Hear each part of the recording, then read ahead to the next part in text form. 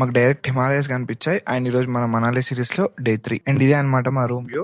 Morning tiffin complete చేసుకొని ఒక మంచి చాయ్ తాగి కుఫ్రీకి అయితే స్టార్ట్ అయిపోయాం. అండ్ కుఫ్రీకి వెళ్లే దారిలోనే మాకు హిమాలయస్ కనిపించాయి. చాలా అద్భుతంగా ఉంది ఆ వ్యూ అయితే. కుఫ్రీకి వెళ్ళాక అక్కడైతే 3 ప్లేసెస్ ఉన్నాయి చూడడానికి.